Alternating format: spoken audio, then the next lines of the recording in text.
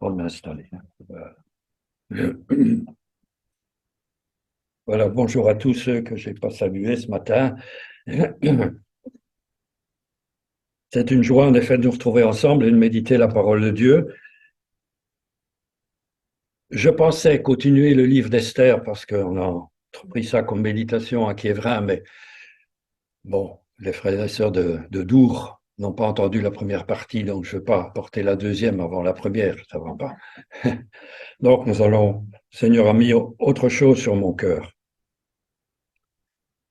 Mais nous allons avant toute chose, prier. C'est essentiel. Devant ta parole, Seigneur, nous nous sentons bien petits, bien misérables, parce que ta parole est d'une richesse infinie. Mais merci de ce qu'elle est parvenue jusqu'à nous et que tu éclaires notre esprit pour la porter dans sa simplicité, la porter dans toute sa richesse, et que tu disposes nos cœurs, notre esprit à bien la recevoir et à la comprendre pour notre bien et pour ta gloire seule. Amen. Alors, je vous invite à lire deux passages d'abord dans la Genèse, au chapitre 12. Ce sont des passages bien connus qui nous parlent de trois hommes qui sont super. Reste à vous de conclure s'ils sont superficiels ou supérieurs. Là, nous verrons. De toute façon, je dois vous dire que nous avons quelqu'un qui est d'un superlatif absolu. C'est le Seigneur Jésus, c'est l'Éternel. Gloire à lui. Alors merci de ce que dans sa bonté, il veut nous mettre en garde. Il veut notre bien. Alors nous allons lire d'abord dans la Genèse au chapitre 12. L'Éternel dit à Abraham, va-t'en de ton pays, de ta patrie et de la maison de ton père, dans le pays que je te montrerai.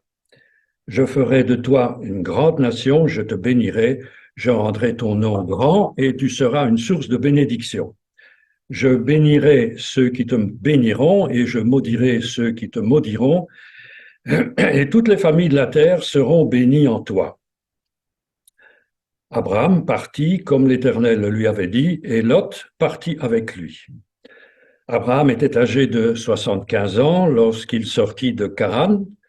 Abraham prit Sarai, sa femme, et Lot, fils de son frère, avec tous les biens qu'ils possédaient et les serviteurs qu'ils avaient acquis à Charan. Ils partirent pour aller dans le pays de Canaan, et ils arrivèrent au pays de Canaan. Jusque-là. Et puis un deuxième texte, mais il est très connu aussi, c'est le célèbre psaume 23. Simplement, les trois premiers versets sont de David. L'Éternel est mon berger, je ne manquerai de rien.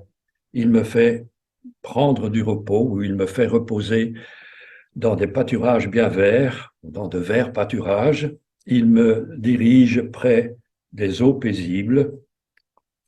Il me redonne des forces. Je vais prendre mon texte parce que c'est un peu différent, mais ça n'a aucune importance. Il restaure mon âme. Il me conduit dans les sentiers de la justice à cause de son nom. Trois personnages,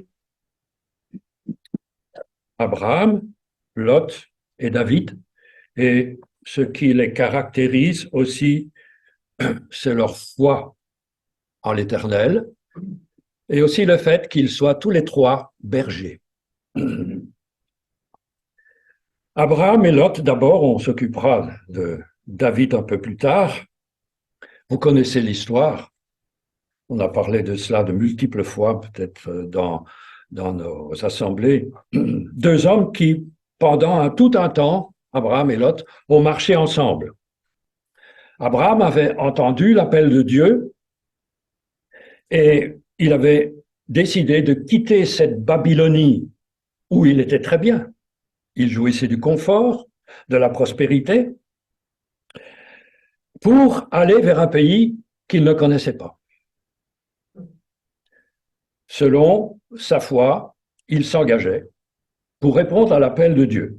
En fait, c'était un peu abandonner la proie qu'il avait pour l'ombre. Mais avec cette promesse, je te bénirai.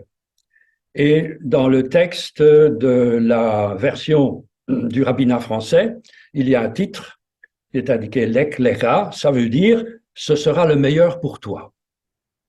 Donc c'est le meilleur pour toi de quitter tout ce qui t'est cher en Babylonie, en Mésopotamie, pays fertile, pour me suivre, pour aller là où je te dirai. Aller où? Dans le désert. Dans le désert de Juda. Ce sera le meilleur pour toi et je te bénirai. Et à cause de cette foi qu'il a, Abraham va renoncer à toutes ces choses, à tout ce qu'il possède, même à ce qu'il a de plus précieux, la maison de son père, sa famille. Il va tout quitter pour aller vers la rencontre avec Dieu. Pour aller vers une rencontre avec Dieu. Et il nous est dit qu'Abraham n'est pas parti seul, mais qu'il est parti accompagné de son neveu Lot. Ça veut dire que Lot avait aussi dans son cœur un élan de foi. Lot n'avait pas reçu l'appel de Dieu. Il n'était pas obligé d'accompagner Abraham, mais c'était un croyant et il pensait, il était même certain que les bénédictions que Dieu avait promises à Abraham, c'était pour lui aussi. Donc il avait un mouvement positif de sa part. Je veux aussi participer à cette bénédiction.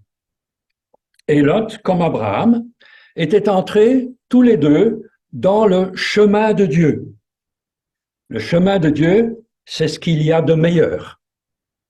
Le chemin de Dieu, c'est ce qui est super. Et ils étaient entrés tous les deux dans un élan de foi dans ce chemin. Et Pierre, d'ailleurs, l'apôtre Pierre, dans sa deuxième épître au chapitre 27, nous dit ceci à propos de Lot, que c'était un juste et qu'il est resté juste jusqu'à la fin. Ces deux hommes, donc, ont marché ensemble à un long moment. Ils ont connu des expériences ensemble, des expériences bonnes et des moins bonnes. Et il n'y a rien extérieurement qui les différenciait. Ils avaient le même élan, ils avaient la même foi, ils avaient la même carrière, profession, c'était des bergers. Il n'y a rien qui les différenciait. Sauf qu'un jour, leur troupeau s'étant multiplié, il n'y avait plus assez de nourriture pour le bétail et Abraham s'est rendu compte que, bon, là, il faut prendre une décision. Et c'était un moment décisif et ils furent contraints de se séparer. Eux qui avaient marché, qui avaient eu un chemin parallèle pendant longtemps, voilà que leur chemin allait maintenant diverger. Et il y avait en plus des disputes entre les bergers d'Abraham et les bergers de Lot. Donc, il se dit non, on ne peut pas continuer comme ça, il faut prendre une décision, on va se séparer. Et Abraham dit à Lot, eh bien, tu vois, tout ce qui est autour de toi, choisis. Si tu vas à gauche, moi j'irai à droite, et si tu vas à droite, j'irai à gauche. Si tu vas à l'est, j'irai à l'ouest. Si tu vas à l'ouest, j'irai à l'est. Et le texte biblique est très intéressant. Nous trouvons dans Genèse 13, verset 10. Je vais vous le dire après. Une gorgée d'eau, ça fait du bien. Il nous est dit ceci, Lot leva les yeux et vit toute la plaine du Jourdain qui était entièrement arrosée. Lot leva les yeux et vit toute la plaine du Jourdain qui était totalement arrosée. Et ce texte, ces quelques mots, cette expression, lever les yeux, apparaît assez souvent dans la parole de Dieu. Parce que lever les yeux, ça implique quelque chose de positif. Jésus disait à ses disciples, par exemple, levez les yeux et regardez les champs. Levez les yeux sur les champs, qui déjà sont mûrs pour la moisson. C'est positif. Ça veut dire que le royaume de Dieu vient. Le psalmiste disait « Je lève les yeux vers les montagnes. D'où me viendra le secours? Le secours me vient de l'Éternel. Je lève les yeux vers l'Éternel. » Psaume 121. Donc, on aurait pu penser que Lot, à cause de sa foi, à cause de sa réponse, en quelque sorte à l'appel de Dieu, à cause de son élan, allait lever les yeux vers Dieu d'abord.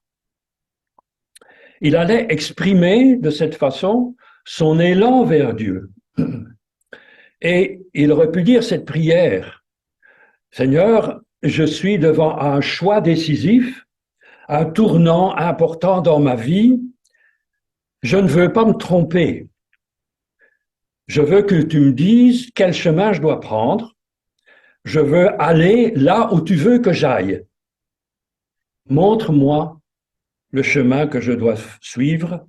Montre-moi où je dois aller. Montre-moi ta volonté. » C'est aussi la prière du psalmiste dans le psaume 19. « Fais-moi connaître le chemin où je dois marcher. Instruis-moi et que ton esprit me conduise dans la voie juste, dans la voie droite. » Lot aurait pu faire cette prière, je dirais même qu'il aurait dû la faire,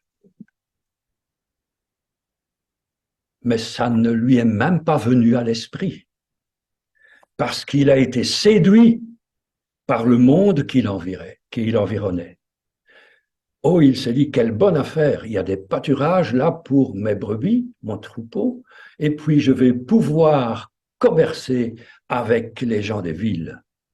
En fait, il a choisi en fonction de lui-même, pas en fonction de son appel, pas en fonction de la volonté de Dieu, pas en fonction de l'élan de son cœur du début, mais en fonction de lui-même, en fonction de sa volonté à lui.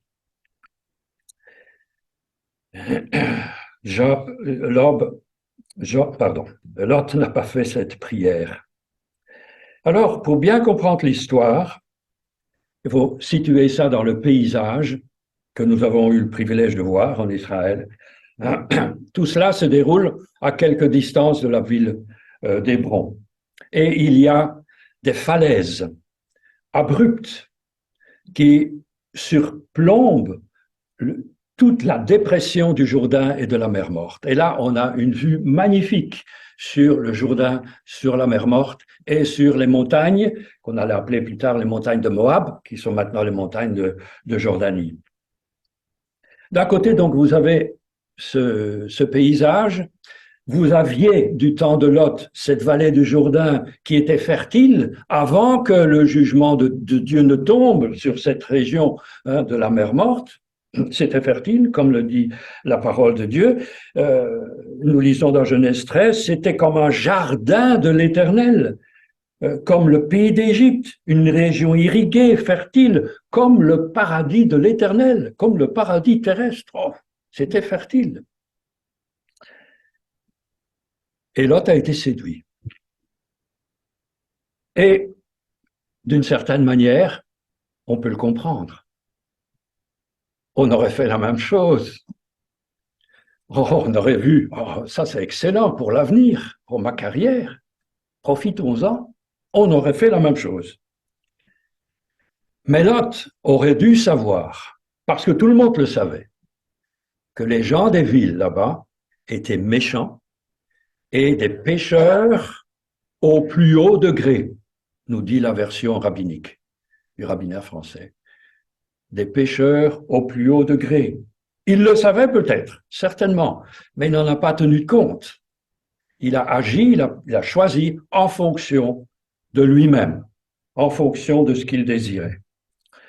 Et je dois dire que le monde de Lot ressemble aussi à notre monde moderne.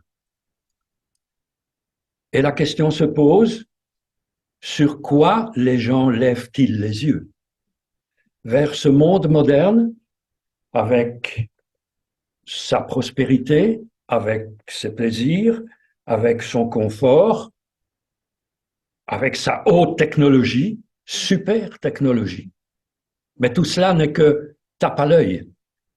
On sait ce qu'il y a derrière, on connaît les difficultés, de notre monde actuel, on connaît sa corruption, on connaît son immoralité.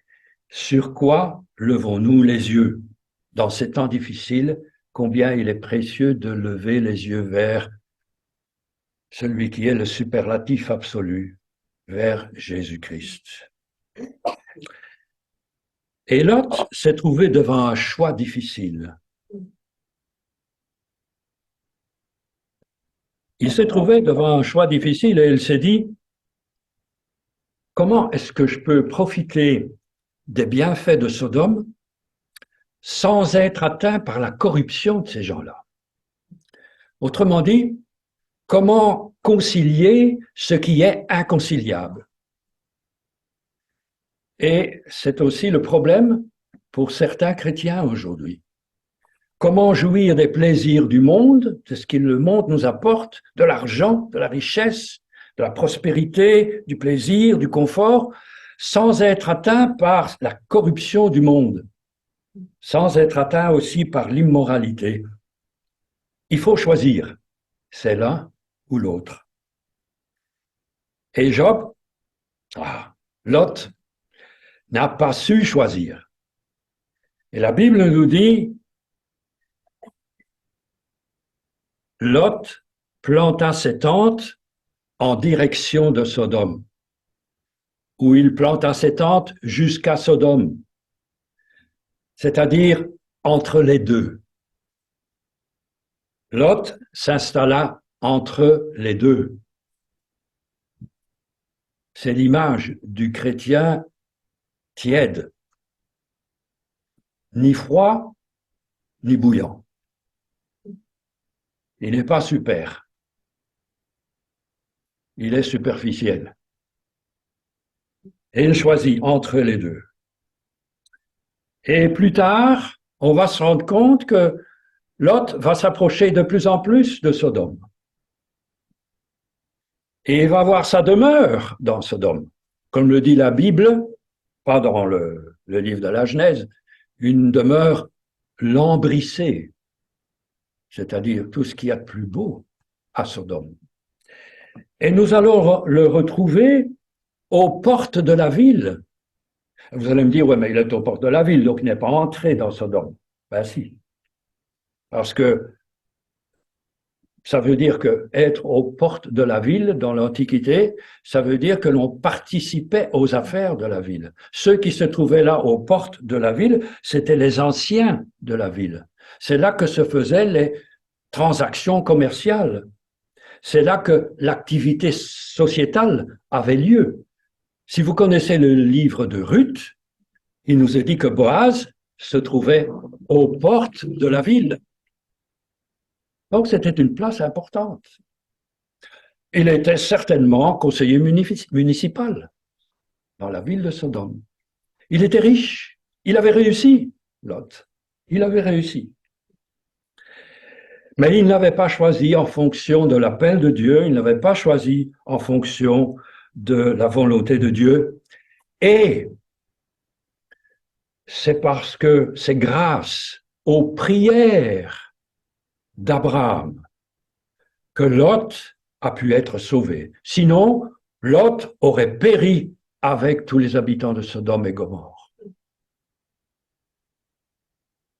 D'où l'importance de la prière. Prions pour nos enfants, nos petits-enfants, afin qu'ils lèvent les yeux, non pas sur ce monde, parce qu'ils sont tentés de lever les yeux vers ce monde, vers les finances, facilement gagner de l'argent, vers la haute technologie. Mais prions pour qu'ils lèvent les yeux vers Jésus-Christ, le seul qui peut apporter la paix dans notre cœur et des choses durables, stables.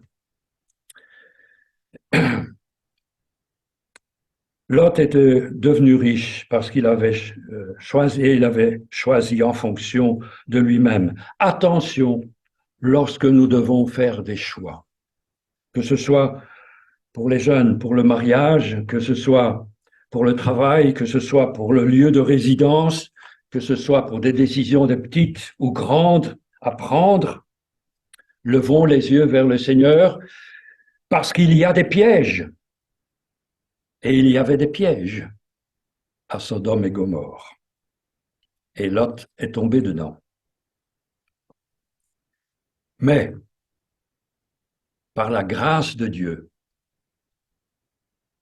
Lot a pu être sauvé du jugement. Vous connaissez l'histoire.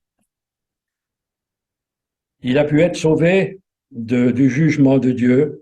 Et nous allons, si vous lisez la parole de Dieu, vous allez retrouver Lot sain et sauf dans une demeure lambrissée. Ah non, dans une caverne. Dans une caverne, avec ses deux filles, qui ne sont pas des exemples, et qui ont emporté avec elles l'immoralité des villes de Sodome et Gomorrhe. Mais ça, vous lirez ça chez vous. Mais Lot avait tout perdu. Tout. Il était démuni de tout. Il avait perdu tout son bétail, toutes ses richesses. Plus rien. Et Lot était certainement conscient qu'il avait gâché sa vie et qu'il avait travaillé pour du vent. Il avait tout perdu. Il a été sauvé, mais sauvé comme à travers le feu. C'est le cas de le dire. Superficiel. Quel contraste avec Abraham. Abraham avait quitté Lot, n'était pas descendu dans la plaine, il s'était enfoncé dans le désert. À première vue, à vues humaines, Abraham est perdant. À vues humaines, il est perdant. Abraham n'a pas recherché à réussir dans ce monde. Mais l'important, c'est que lui, il est sorti indemne. Il a gardé tout. Il a été épargné parce qu'Abraham avait choisi le bon chemin. Abraham n'avait pas de demeure lambrissée. Abraham logeait sous des tentes. Il se considérait comme étranger et voyageur sur cette terre. Et là, on en revient à l'histoire d'Esther. Est-ce que nous sommes des chrétiens assimilés, comme Mardochée et Esther l'étaient dans leur pays? Ils ne sont pas partis avec ceux qui sont revenus en Israël. On ne veut pas aller dans le désert. Hein? Qu'est-ce qu'on va aller faire là-bas? Il faut tout reconstruire. Non, on veut rester à Suse. On a le confort, on a notre carrière. Et Mardochée avait dit à Esther, surtout ne dis pas que tu es juive. Hein? Ça pourrait te nuire. Hein? Donc, non. Non, non, non. Non, Abraham n'avait pas regardé à cela. Il était sur le bon chemin. Il vivait dans des tentes. La seule possession qu'il ait eue, vous savez laquelle?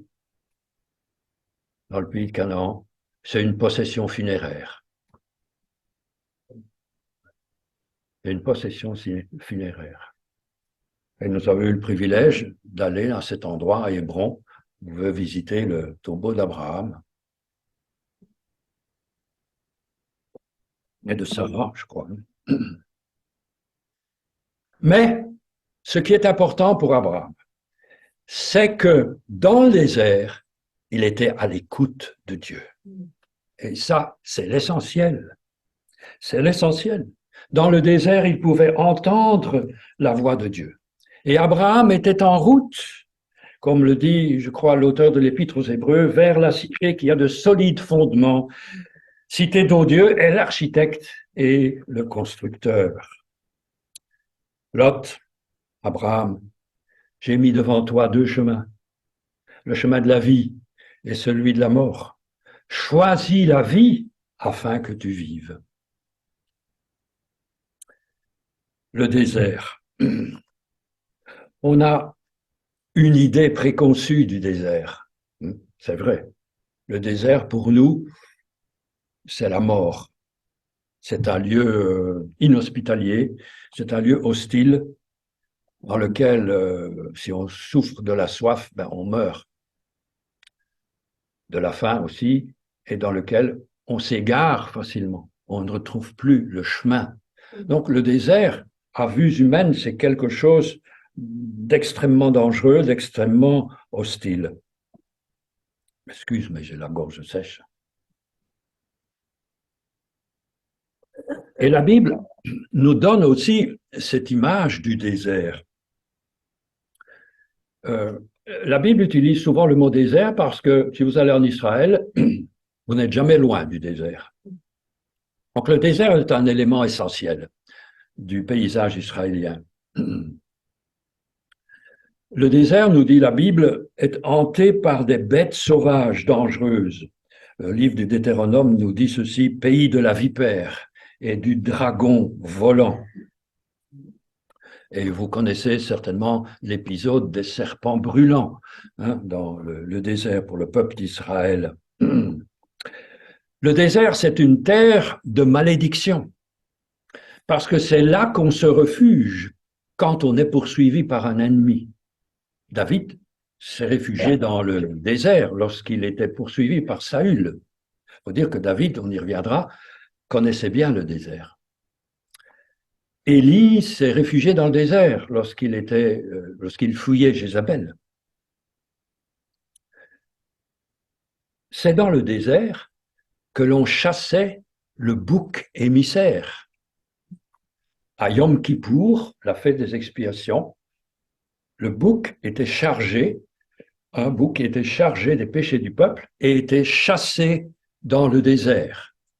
Et on le suivait des yeux jusqu'à ce qu'il disparaisse de la crête du mont des Oliviers et allait mourir dans le désert, chargé des péchés du peuple.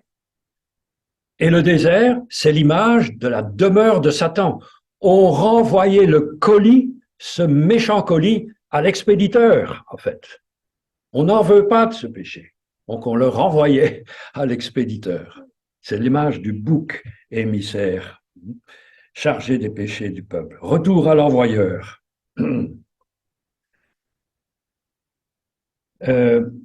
Dieu va permettre à son peuple de passer 40 années dans le désert pour être tenté, pour être mis à l'épreuve. Il y a quelqu'un d'autre qui a été mis à l'épreuve dans le désert. C'est Jésus. Pendant 40 jours, 40 étant le chiffre de l'épreuve, la mise à l'épreuve. Jean-Baptiste aussi était dans le désert. C'est la voix de celui qui crie dans le désert, préparez le chemin du Seigneur. Vous voyez que le désert est très présent dans la Bible. Et le désert représente donc les difficultés, la mise à l'épreuve, la demeure de Satan. Et je reviens à ce peuple d'Israël où Dieu dit dans Deutéronome 29, « Je t'ai fait marcher pendant 40 ans dans ce grand et affreux désert », là c'était le Sinaï, « pour t'éprouver et voir quelles seraient les dispositions de ton cœur, si tu obéirais à mes commandements ou non. » Dieu a mis son peuple à l'épreuve. Il t'a conduit dans cet affreux désert afin de t'humilier et de t'éprouver pour te faire ensuite du bien. Pour te faire ensuite du bien. Donc, le désert, c'est pas négatif tout à fait. C'est pas seulement la demeure de Satan. Dieu va permettre l'épreuve à son peuple pour lui faire du bien. Autrement dit, le passage par le désert, la vie au désert, c'est une école. C'est un apprentissage. Je t'ai humilié, je t'ai fait souffrir, et de la faim, et de la soif. Je t'ai éprouvé à Massa et à Mériva. Je t'ai nourri de la manne que n'avaient connu ni toi ni tes pères, pour t'apprendre une chose. Quoi? Que l'homme ne vivra pas de pain seulement, mais de toute parole qui sort de la bouche de Dieu. Donc, le désert est une école, il y a un apprentissage qui a lieu dans le désert. Parce que le désert est un lieu de dépouillement. Dans le désert, il n'y a qu'une seule chose qui compte, l'eau. Avec l'eau, vous pourrez vivre. L'or, l'argent n'ont aucune valeur dans le désert. Ça ne sert à rien. Donc, ça veut dire que Dans notre vie, il faut nous dépouiller des choses qui sont vaines, qui sont futiles, qui passent, qui sont secondaires, et s'attacher à l'essentiel. S'attacher à l'essentiel. Et quand on est dans cette situation, la situation d'Abraham, dans le désert, la situation de David aussi, nous allons voir, on ne peut faire qu'une chose, c'est compter sur les miracles de Dieu, c'est compter sur la grâce de Dieu. Et quand nous sommes dans le désert de nos vies, c'est aussi compter sur la grâce, sur la fidélité de Dieu, sur la bonté de Dieu, qui va nous apprendre à nous dépouiller des choses vaines pour nous recentrer sur lui, pour nous recentrer sur lui. Et c'est tellement vrai que lorsque le peuple d'Israël était installé dans son pays, à Canaan, à Sukkot, c'est-à-dire vers le mois d'octobre, lors de cette fête, le peuple d'Israël était invité à déménager de ses habitudes, à déménager de son abondance, de ses sécurités, pour se retrouver une semaine au désert.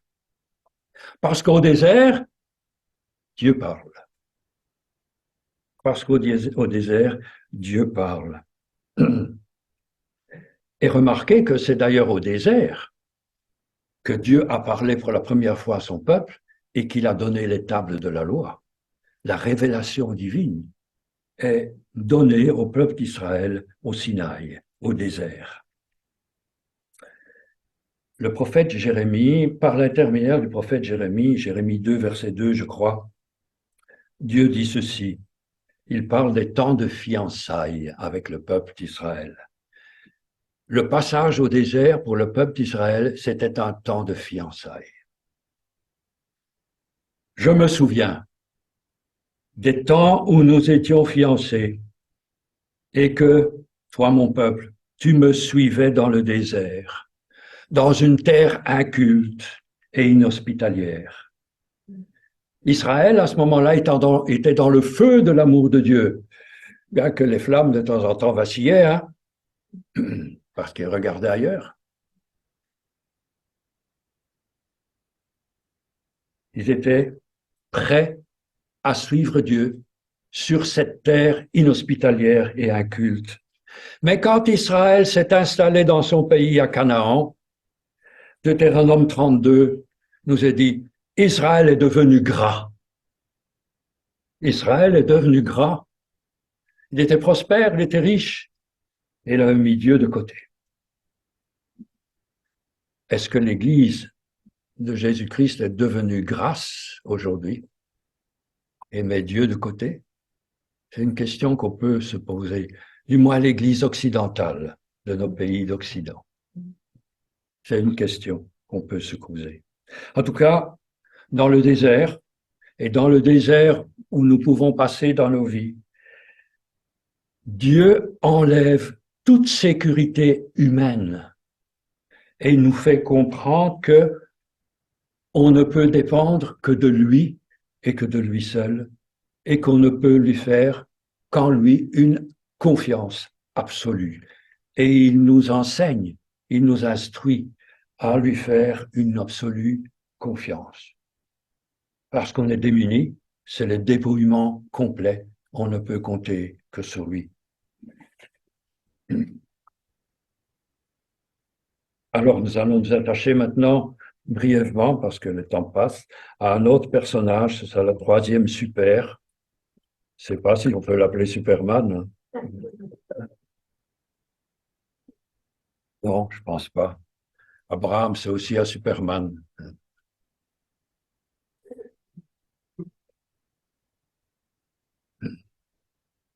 Alors c'est David. Psaume de David, il me fait reposer dans de verts pâturages. Ah, et vous allez me dire, oh, il a de la chance celui-là. Hein? Il a des verts pâturages.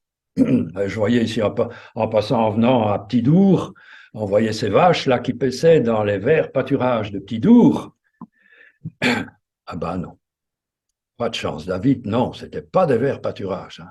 Pas du tout. David était berger, où ça? À Bethléem.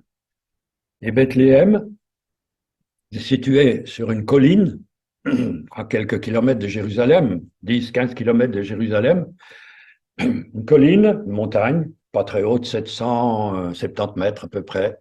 Du côté occidental, c'est assez fertile parce qu'elle reçoit les pluies de la Méditerranée. Et de l'autre côté commence directement le désert du Juda. David était berger dans le désert. Il n'y avait pas de vert pâturage. Ça n'existe pas en Israël, de vert pâturage comme on peut le voir. Peut-être dans le nord, sur le plateau du Golan, oui, peut-être. Là, il y a des arbres fruitiers, des pommiers, etc. Peut-être, oui, certainement. Mais pas là où David, pas à Bethléem où David se trouvait. Pas là. Bethléem. Juste à la lisière du désert, juste là où commence le désert de Juda. Et Bethléem, vous savez ce que ça veut dire? La maison du pain. Et si vous lisez le livre de Ruth, il y eut une famine dans la maison du pain. Ah, c'est pas normal. C'est pas normal. C'est qu'il y avait quelque chose. Et ça, c'est une autre histoire. Mais il arrive une année que le désert s'avance vers la partie ouest.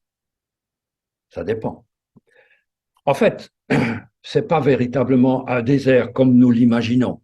Quand on s'imagine un désert, nous on pense au Sahara avec ses dunes de sable. C'est pas du tout le pareil.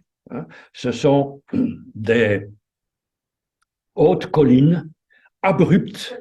Donc il y a des ravins très profonds qui descendent. Bethléem se trouve à 770 mètres d'altitude. La mer, le Jourdain et la mer Morte se trouvent à moins 430 mètres. 430 mètres en dessous du niveau de la mer. Ça fait une différence de 1200 mètres sur 35 kilomètres. Bon, vous descendez. Désert très abrupt. C'est un désert où il pleut. Il pleut, mais pas suffisamment pour cultiver. Il pleut assez pour élever du petit bétail, c'est-à-dire des chèvres et des moutons. Il pleut.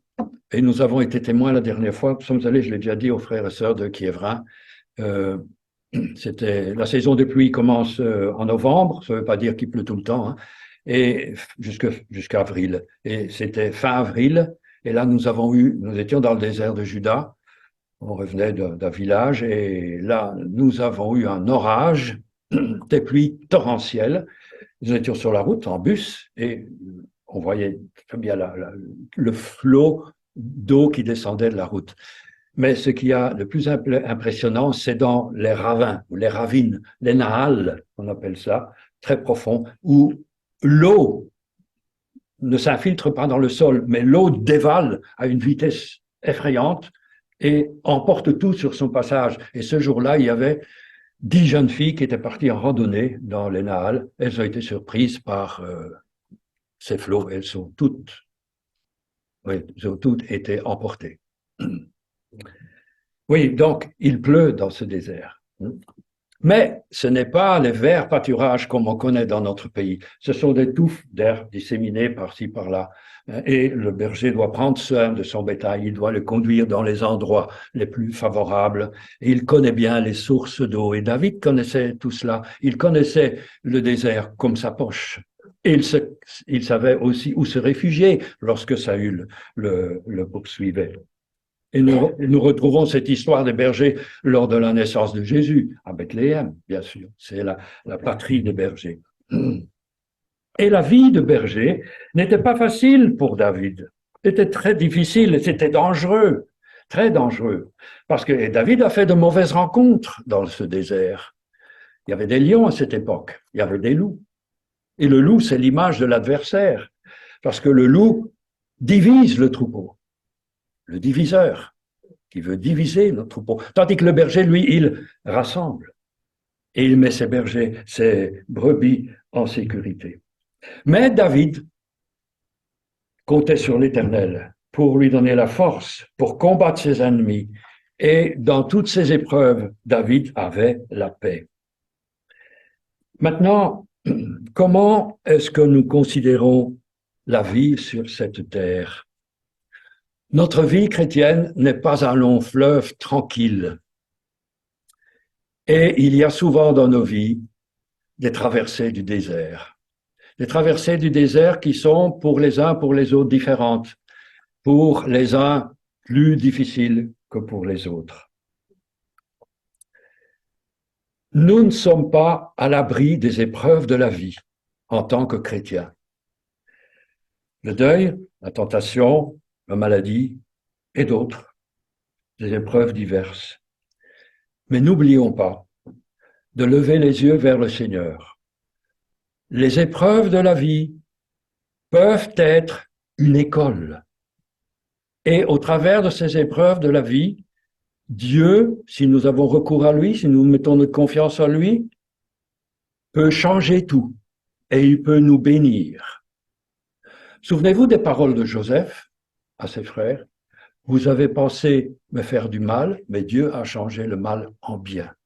Et dans le livre d'Esther, si vous voulez, le livre d'Esther, il y a des retournements de situation invraisemblables, inimaginables. Dieu renverse tout. Dieu peut tout changer si nous mettons notre foi en lui. Est-ce que vous avez déjà entendu parler d'Horatio Stopford? Bonne question. Oui. Comment? C'est l'auteur d'un cantique, oui. Horatio Stopford. Je dois dire que je ne le connaissais pas non plus, parce que quand on chante un cantique, on ne garde pas nécessairement qui est l'auteur du chant. Horatio Stopford est un chrétien américain. Il était marié, il avait 5 enfants, je crois. Il était à Chicago et il a perdu son entreprise et un fils dans l'incendie de la ville de Chicago. Il s'est retrouvé sans rien, démuni. Et un jour, il a pensé, on va partir en Europe. Donc, il a réservé le bateau. Et il a eu un problème, lui n'a pas pu partir. Il a envoyé son épouse et ses 4 filles. Et le bateau a été pris dans une tempête.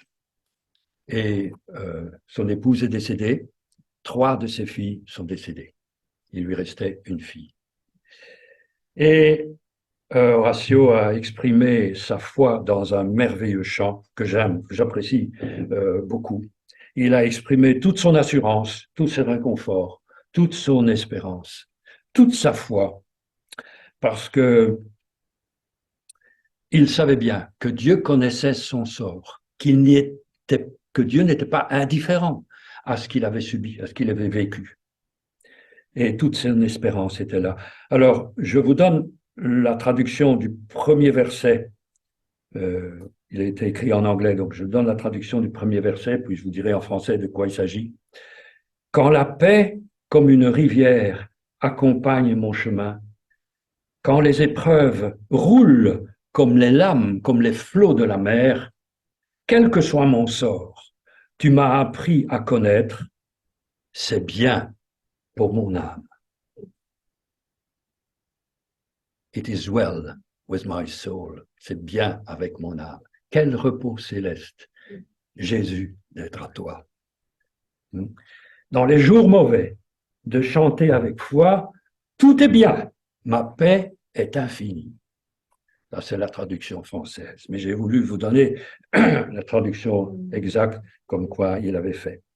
Et David, dans toutes ses épreuves, a pu dire, oui, le bonheur et la grâce m'accompagneront tous les jours de ma vie et j'habiterai dans la maison de l'Éternel pour de longs jours. Mais ce qu'il y a aussi d'admirable dans le désert, c'est qu'avec ces pluies printanières, le désert fleurit. Et là, c'est magnifique. Je n'ai pas eu l'occasion de le voir, mais je sais que le désert fleurit. Et il y a un autre chant que j'apprécie aussi, parce que, en fait, Jésus-Christ, n'est-ce pas la fleur qui s'épanouit dans le désert de nos vies? J'ai découvert dans la vallée où je marchais, le front penché, une humble fleur dissimulée dans le feuillage desséché, dans le désert. À genoux parmi les épines, je cueillis la suave fleur. Et alors écoutez bien ceci, c'est important, car toujours les grâces divines s'offrent à nous dans la douleur. Toujours les grâces divines s'offrent à nous dans la douleur. Levez les yeux vers Christ et les grâces divines vont s'offrir à nous dans la douleur de nos épreuves. J'emportai la plante admirable, mon cœur en fut tout parfumé, et dans mon logis misérable, par elle, tout fut transformé. Céleste fleur que Dieu fit naître pour consoler l'humanité, fils de Marie, humble et doux maître, revêt-nous de ta pureté, de ton humilité. Je termine. Il me fait reposer dans de verts pâturages. Ça veut dire que Dieu veut nous conduire dans ce qui est véritable, pas dans ce qui est faux, pas dans ce qui égare, comme les collines du désert peuvent nous égarer. Dans ce désert, on ne sait plus où on est. On perd sa route. Et Dieu veut ramener notre âme vers lui, qui est la source de la vie. Ramener notre âme éprouvée, ramener notre âme lassée pour être restaurée, pour nous recentrer sur lui-même. Parce que dans le désert de nos épreuves, Dieu nous parle. Et je termine par ce verset d'Osée 2. Je l'attirerai au désert et je parlerai à son cœur. Donc, quand on sommes dans les épreuves, dans le désert de nos épreuves, jetons les yeux, levons les yeux vers Christ. Ressentons-nous sur lui, c'est important, et Dieu nous parlera. Seigneur, merci pour ces paroles, et encore une fois, quelle richesse dans ta parole nous pouvons trouver, et merci parce que dans le désert de nos vies, tu es là, tu nous accompagnes, tu ne nous laisses pas seuls, tu nous indiques la route, tu nous montres le chemin vers les sources d'eau vive. Tu es le Dieu où nous pouvons trouver la paix et le repos pour notre âme. Quel repos céleste, Jésus, d'être à toi pour la mort et la vie. Amen. Amen.